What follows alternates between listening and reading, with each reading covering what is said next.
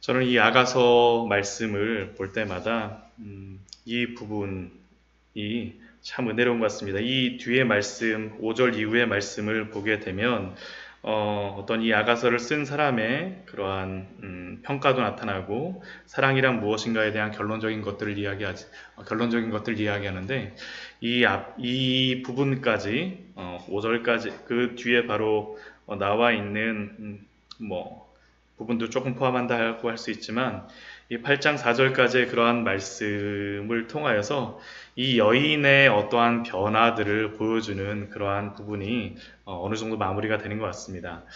근데 여기 이 말씀을 아가서의 말씀을 보게 되면 이 술람미 여인, 이 한 여인이 어떻게 변하는가라는 것들을 우리가 그 어떠한 그 모습들을 보게 되면 참으로 은혜가 많이 되어집니다. 오늘 말씀을 보면 그 7장 11절 말씀을 보면 이렇게 말씀합니다. 내 사랑하는 자여 우리가 함께 들러 가서 그 동네에서 유숙하자. 이 말씀을 하는 이 이야기를 하는 사람이 누구일까요? 보통 여태까지 이렇게 이야기를 하는 이렇게 사랑을 인도하는 사람이 어떤 남자 솔로몬이었었는데 놀랍게도 이 7장 11절서부터 8장 4절까지의 말씀에서 이 사랑을 리드하고 주도권을 가지고 있는 그 사람을 누구로 다 해석을 하냐 하면 여인으로서 해석을 합니다. 여인으로서. 여태까지는 굉장히 수동적이고 따라가는 그러한 사랑이었다라고 하면 이제는 조금 바뀝니다. 오늘도 7장 11절도 우리가 함께 들러가서 동네에서 유숙하자라고 솔로몬에게 이야기하죠. 우리가 함께 들러가서 동네에서 유숙하자. 그 동네는 어떤 동네입니까? 12절 말씀 보면 일찍 일어나서 포도원으로 가서 이 포도원이 아마 앞에 1장에서 보면 이 여인이 일하였던 그 포도원일 수도 있을 것 같습니다. 그래, 너무 잘하는 것 같아요. 그래서 그 포도원을 어떻게 묘사합니까? 포도움이 돋았는지, 새싹이 이렇게 포도나무 줄기에서 새로 나오는지, 그리고 또 그 안에서 꽃들이 퍼졌는지, 그 옆에 있는 석류꽃이 피었는지 같이 보자. 결국 여기를 잘하는 그러한 사람이 인도를 하고 있는 거죠. 그러면서 무엇이라고 합니까? 거기에서 내가 내 사랑을 내게 주리라. 내가 내 사랑을 내게 주리라 하면서 적극적으로 어떠한 사랑의 주도권을 가지고 인도하는 술람미 여인의 이러한 모습. 또한 그곳은 어떤 곳입니까? 13절 말씀 보면 화판채가 향기를 뿜어내고 우리 문 앞에는 여러 가지 귀한 열매가 묵은 것으로 마련되었구나. 근데 그것을 누가 마련했냐면 내가 내 사랑하는 자 너를 위하여 쌓아둔 것이로다. 마련되어 있는데 그것을 이 술람미 여인이 미리 준비해 놓은 것입니다. 다 알고 있었던 거예요. 인도하고 주도권을 가진 이 술람미 여인의 이러한 모습들 참 놀랍지 않습니까? 이전에는 어찌 보면 좀 두려워하고 방황하기도 하고 정말로 자신의 사랑하는 그 고귀한 남자 솔로몬이 자기를 버리지 않을까, 자기를 떠나지 않을까, 굉장히 조심스럽고 거기에 대하여서 불안한 그러한 마음이 있었다라면 11절에서부터 13절까지의 말씀을 보게 되면 자신감 있습니다. 자신감 있어요. 다 준비해놓고 가자 할 것을 미리 알고 있는 겁니다. 확실한 신뢰가 있는 겁니다. 우리 8장 1절에서부터 4절까지의 말씀도 비슷합니다. 1절 말씀에서는 이렇게 기록하죠. 내가 내 어머니의 젖을 먹은 오라비 같았더라면. 왜 갑자기 솔로몬이 오라비 같았더라면 하고 이야기를 합니까? 그것은 왜 그러냐면 그 뒤에 보면 나오는데 내가 밖에서 너를 만날 때 입을 맞춰도 나를 업신여길 자가 없었을 것이니라. 놀랍게도 밖에서 담대하게 이렇게 키스를 하거나 입맞춤을 하여도 그 주변의 사람이 오빠면 가족이니까 그럴 수 있겠거니라고 생각하는 것처럼 내가 그렇게 마음껏 당신을 사랑하고 표현하고 싶습니다라고 이 술람미 여인이 여기서 이렇게 이야기를 하고 있는 겁니다. 굉장히 변한 그러한 모습이죠. 그리고 또 2절 말씀에서도 내가 너를 이끌어 내 어머니의 집에 들이고 내게서 교훈을 받았으리라.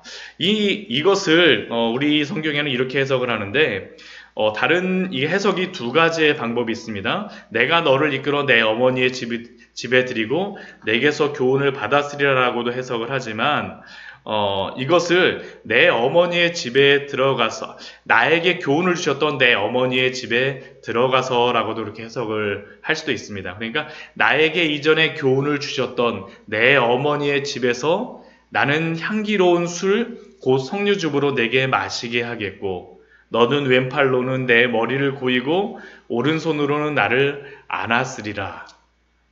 굉장히 자신 있게 사랑을 주도하고 있는 이러한 모습. 그리고 예루살렘 딸들에게 이렇게 이야기합니다. 예루살렘 딸들아, 내가 너희에게 부탁한다. 내 사랑하는 자가 원하기 전에는 흔들지 말며 깨우지 말지니라. 잠들어 있는 그 솔로몬을 보면서 깨우지 말라라고 예루살렘 딸들에게 부탁을 합니다. 근데 이 8장 4절 말씀도 저희가 여러 번 보았잖아요. 이것도 반복되는 그러한 건데 그 앞에 있는 2장 5절과 3장 그 5절에서 거의 동일한 말씀이 나옵니다. 2장 7절 말씀에서 보면 예루살렘 딸들아 내가 노루와 들사슴을 두고 너희에게 부탁한다. 내 사랑이 원하기 전에는 흔들지 말고 깨우지 말지니라. 거의 동일하죠. 근데 차이가 하나가 있습니다. 무엇이 있습니까? 예루살렘 딸들아 내가 노루와 들사슴을 두고 라고 부탁한다라고 이야기하는데 이 8장 4절 말씀에서는 노루와 들사슴이 빠져버렸습니다. 예전에는 내가 노루와 들사슴을 두고 부탁을 해야지만 이 예루살렘 딸들이 들어줄 것이라고 생각했는데 이제 노루와 들사슴이 필요 없어요. 내가 이제 그만큼 부탁을 해도 예루살렘 딸들이 내 이야기를 들어줄 것이다 라는 그러한 마음에 담대함도 있고 어떠한 자신에 대한 신뢰도 있고 자존감도 굉장히 올라가 있습니다. 왜 이렇게 이 술람미 여인이 변할 수가 있을까요? 저는 오늘 말씀에 나오진 않지만 그 원인이 바로 7장 10절에 나와 있다라고 그렇게 생각을 합니다. 이 7장 10절 말씀을 보면 무엇이라고 기록이 되어 있습니까? 우리 앞에 있는 아가서 7장 10절 말씀을 같이 한번 읽어볼까요? 나는 내 사랑하는 자에게 속하였도다. 그가 나를 사랑하는구나, 사모하는구나. 이 말씀도 거의 비슷한 말씀이 반복이 되어집니다. 이 말씀 앞에서 보게 되면 비슷한 말씀이 나왔었죠. 이게 2장 16절 말씀에 보면 이렇게 나와 있습니다. 아가서 2장 16절 말씀 보면 내 사랑하는 자는 내게 속하였고 나는 그에게 속하였도다. 그가 백합화 가운데서 양떼를 먹이는구나. 전에도 말씀드렸었지만 아가서의 그러한 사랑은 속하는 사랑이라고 할 수 있습니다. 근데 첫 번째 2장 10절에서 이야기하였던 속하는 사랑은 어떤 것이었습니까? 먼저 상대가 나에게 속하여져야지만 평안할 수 있는 마음, 상대가 나에게 있어야지만, 상대가 나한테 눈에 보여야지만 안심할 수 있는 사랑이었습니다. 그래서 내 사랑하는 자가 내게 속하였고라는 게 먼저 나오게 되죠. 근데 이 속한다라는 이 사랑이 6장 말씀에 가서 보게 되면 조금 바뀝니다. 결혼을 하고 나서 어떠한 사랑의 그러한 결실을 맺고 나서 한번 또 이제 방황도 한번 하고 나서 6장 3절 말씀을 보면 이 여인이 이렇게 이야기합니다. 나는 내 사랑하는 자에게 속하였고 내 사랑하는 자는 내게 속하였으며 그가 백합화 가운데에서 그 양떼를 먹이는구나. 어떻습니까? 속하는 방향이 변하죠. 먼저는 그 남자가 나에게 속하여야지만 내가 마음이 안심이 됐다라면 이제는 나를 포기할 수 있기 때문에 나를 내려놓을 수 있기 때문에 어떻습니까? 내가 먼저 속하여 주는 것입니다. 내가 속하여 주고 그가 나를 품어주는 것으로서 그 사랑이 조금 더 성숙해져 있는 것을 발견할 수 있습니다. 나는 내 사랑하는 자에게 속하였고 이제는 내가 나를 내려놓고 속할 수 있는 그러한 여유, 사랑의 성숙에 들어와 있습니다. 근데 오늘 말씀을 보게 되면 어떻습니까? 오늘 7장 10절에서 방금 전에 저희가 읽었던 말씀을 보게 되면 상대가 나에게 속하는 것은 아예 없습니다. 내 사랑하는 자는 내게 속하였고라는 그러한 게 아예 사라져 버렸습니다. 그냥 나만 내 사랑하는 자에게 속하였도다 하면서 끝나죠. 이것으로서만 충분한 것입니다. 이제는 내가 상대방에게 속한 것으로서만 충분해요. 왜 그것으로서만 충분하겠습니까? 그가 나를 사모하는구나. 그가 나를 사모하는 것에 대한 명확한 확신, 신뢰가 있기 때문에 그가 나에게 속하는 것에 대한 그러한 요구가 필요 없게 되는 거죠. 상대방이 나를 항상 사모하고 있다라는 그것에 대한 신뢰, 믿음. 이전에도 동일하게 솔로몬이 술람미 여인을 항상 그렇게 사랑하였었는데 그때에는 이것에 대한 신뢰가 없었습니다. 그가 나를 사모하는구나라는 것에 대한 신뢰가 없었다라면 이제는 명확하게 그가 나를 사모한다라는 것에 대한 명확함이 있으니까 이제 그가 나에게 더 이상 속하지 않아도 나는 그에게 속하여 있다는 것을 알고 있는 것입니다. 저는 이 말씀을 보면서 예수 그리스도의 사랑이 또한 이런 것과 같지 않나라는 그런 생각을 합니다. 또한 이 말씀을 보면서 또 저는 셈도 생각이 나요. 셈에 대한 그런 말씀도 생각이 나는데 이스라엘에 가면 셈이 두 종류가 있습니다. 어떤 셈이 있냐면 첫 번째는 그냥 우리가 보통 생각하는 그러한 셈이 있습니다. 물이 솟아나는 퐁퐁퐁 솟아나는 그러한 셈이 있고요. 두 번째 셈은 어떤 것도 셈이라고 이야기하냐면 웅덩이도 셈이라고 이야기합니다. 물이 오게 되면, 비가 오게 되면 그 모아놓은 그러한 웅덩이들이 이스라엘은 곳곳에 있습니다. 그것을 가지고 평소에 이스라엘 사람들이 사용합니다. 예루살렘 밑에도 가게 되면 굉장히 큰 이러한 그 굴 같은 것이 있다는데 거기다가 물을 모아놓고 나서 그 물을 가지고 사용했다라고 그렇게 이야기도 합니다. 그러니까 결국에는 하나는 웅덩이이고 또 하나는 물이 솟아나는 그러한 셈이죠. 근데 물이 솟아나는 셈은 이스라엘에 가게 되면 무조건 다 국립공원입니다. 물만 솟아나면 무조건 국립공원이에요. 그 물이 솟아나는 그 셈이 국립공원이 되는 이유가 무엇이겠습니까? 그 광야가 많은 그곳에서, 목마른 그곳에서 항상 그곳에 가면 물이 있다라는 것을 알고 있죠. 그리고 그곳에 가면 물이 마르지 않는다는 것도 알고 있습니다. 우리가 그리스도 안에서 안식할 수 있는 이유도 바로 그것 아닙니까? 항상 그곳에 샘이 있다는 것을 알고 그곳에 가면 그 샘이 마르지 않고 있다는 것을 알고 또한 그것에 대한 신뢰와 믿음이 있는 것처럼 우리가 예수 그리스도에게 가면 예수님께서는 항상 그곳에 계시죠. 우리 6장 3절 말씀에서 그가 백합화 가운데서 그 양떼를 먹이시는 것처럼 우리 주 예수 그리스도는 항상 그곳에서 샘이 되어주셔서 그 양떼들을 항상 먹이시고 변한 것은 무엇입니까? 그곳에서 항상 양떼를 먹이시는 항상 샘이 솟아나는 그 그리스도가 그곳에 계시다라는 것에 대한 믿음이 있게 되면 어떻게 됩니까? 우리가 그 믿음 안에서 흔들리지 않을 수가 있습니다.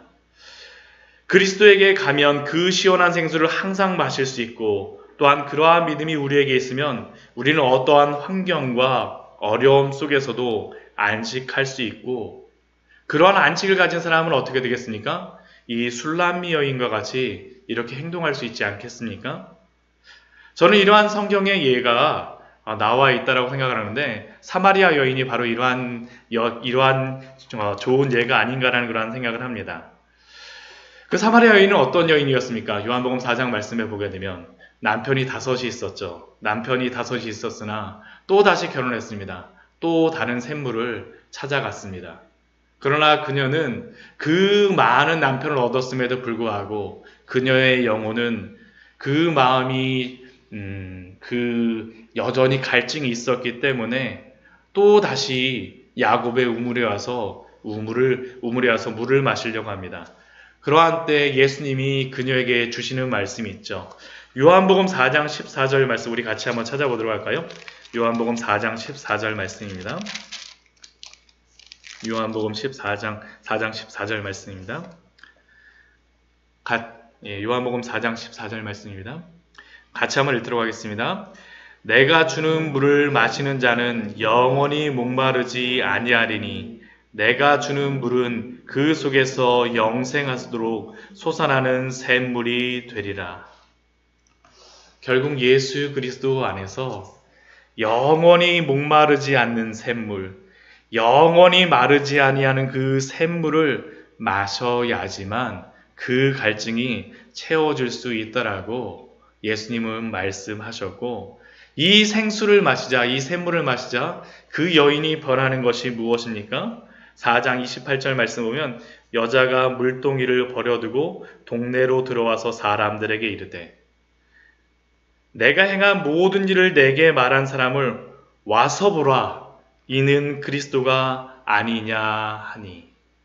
술람미 여인과 같이 이전에는 그 솔로몬에게 따라다니는 사랑이었다라고 하면 이제는 자신 있게 그 사랑을 주도할 수 있는 그러한 여인이 되어진 것처럼 우리가 예수 그리스도를 만나야만 그렇게 살아갈 수 있음을 또한 아가서 말씀을 통하여서 우리에게 말씀하여 주고 있지 않습니까?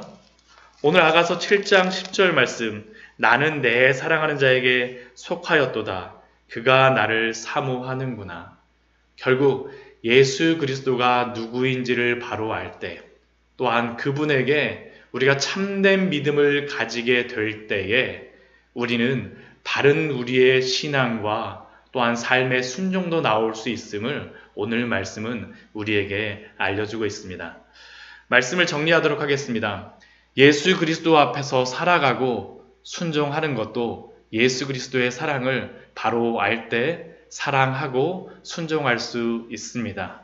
오늘도 그 사랑 안에서 참으로 그 안에서 예수 그리스도께 순종하며 또한 사랑을 나눌 수 있는 술람미 여인과 같이 정말로 자신 있게 이 세상 속에서도 우리 주 예수 그리스도를 자랑할 수 있는 우리의 삶이 될 수 있도록 같이 기도하며 주 앞에 나아가도록 하겠습니다. 잠시 같이 기도하도록 하겠습니다.